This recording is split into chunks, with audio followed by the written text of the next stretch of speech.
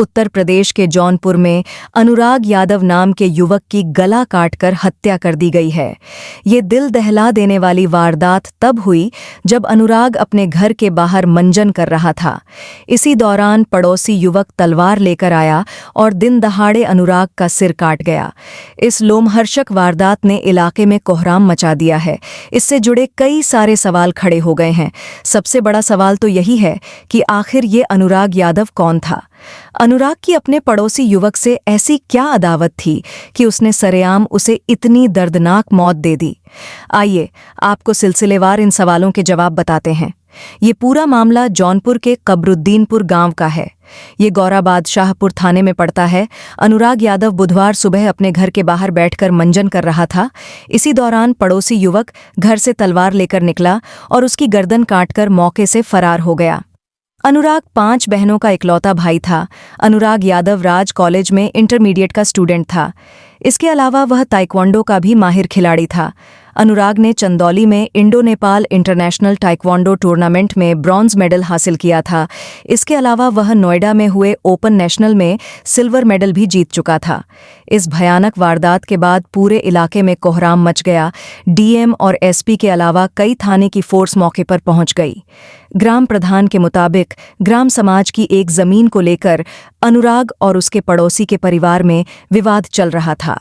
SP Ajaypal Sharma ने बताया कि दोनों परिवारों में पिछले 40 साल से ये विवाद चल रहा था। पुलिस के मुताबिक पड़ोसी लालता यादव और उसके छोटे लड़के रमेश ने मिलकर अनुराग पर हमला किया था। लालता यादव बीसीसीएल कोयलरी का रिटायर्ड कर्मचारी है। इस बीच जिले के पुलिस अधीक्षक अजयपाल शर्मा ने बताया कि बात बढ़ने पर रमेश ने मौके पर मौजूद रामजीत के 17 वर्षीय बेटे अनुराग की धारदार हथियार से गला रेतकर हत्या कर दी और मौके से भाग गया। उन्होंने बताया कि अनुराग के परिजन ने घटना के बारे में पुलिस को खबर दी, जिसके बाद हत्यारोपी रमेश के पिता लालता यादव को हिरासत में ले लिया गया।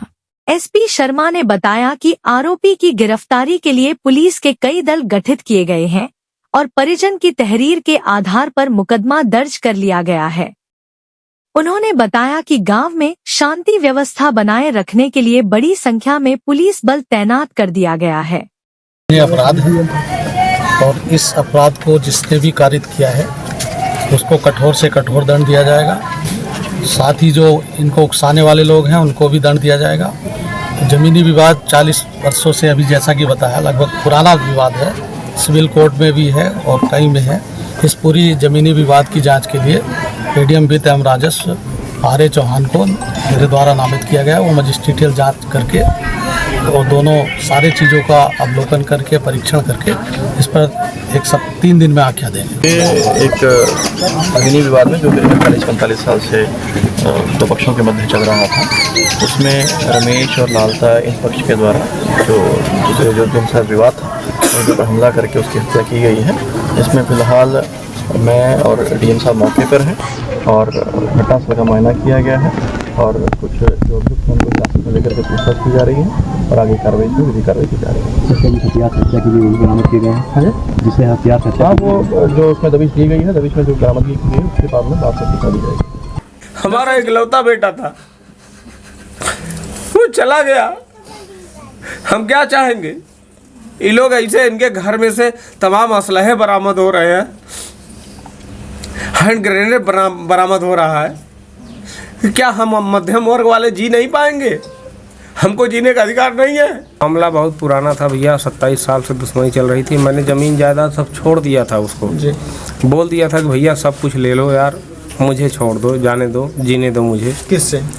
लालता यादव से हाथ जोड़ा था, लेकिन फिर भी कल उसने मेरे बेटे का गला काट दिया धोखे से, पीछे से मार के एक बार में ही गर्दन उड़ा दिया यार। मैं क्या बोलूं, समझ में नहीं आ रहा। बहुत बार विवाद हुआ और मैंने समझौता भी कर लिया था कि भैया तुम ज़मीन ले लो, और ये पीछे का पूरा ज़मीन हमारा था। हमने इस तरफ का घर बनवा लिया कि भैया तुम ले लो यार, छोड़ो जाने दो, हम पीछे कर दे रहे हैं, तुम ले लो। लेकिन बिना गुनाह के मेरा बच्चा ऐसे दातून करते हुए जा रहा था, पीछे से मार के गला काट दिया मेरे बेटे का। क्या बोलूँ मैं, मेरे पास शब्द नहीं है।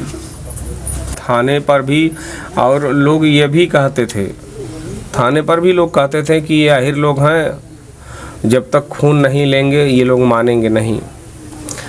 और इससे पहले लेखपाल भी, डीएम साहब ने आदेश दिया था लेखपाल को कि वो जो बंजर ज़मीन जिसके लिए विवाद चल रहा है उसकी पैमाइश करके भेज दो हमारे यहाँ, लेकिन लेखपाल साहब भी उसके तरफ से पैसा लेके कुछ नहीं किए। भैया हम गरीब आदमी, हम क्या कर सकते हैं, बेटे की लाश ढो के बैठे हैं, बस इससे ज़्यादा कुछ नहीं बोल सकते हम।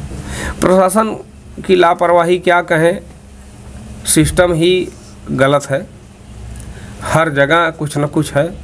उसका बेटा एसआई है, सब इंस्पेक्टर है, कहीं पोस्टेड है, वहाँ से वो अपना पैरवी करता है और यहाँ से हम लोग मारे जाते हैं। एक मध्यम वर्ग का आदमी किसी तरह से अपना जीवन यापन कर रहा है, उसकी सारी ज़मीन जायदाद हड़प कर लो, मुकदमा करो, उसके बाद उसको मार डालो, इसके अलावा बाकी क्या है। इंटरनेशनल खेला था वो, अभी वो स्टेट लेवल खेलने वाला था, उसका टूर्नामेंट था, गोल्ड लेके आता था, सिल्वर लेके आता था, बोलता था पापा आपके पास पैसे नहीं, हम नहीं जाएंगे। हम कहते थे बेटा पैसे की चिंता मत करो, हम कहीं से ला के देंगे, तुम जाओ, तुम खेलो, बस। तंग करो भैया, अब नहीं बोलेंगे।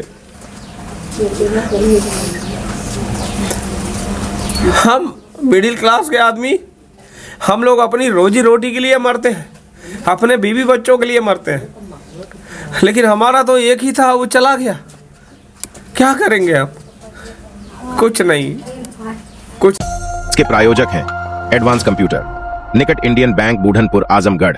यदि आप अपनी बच्चे को कंप्यूटर की उत्तम शिक्षा देना चाहते हैं तो तुरंत संपर्क करें।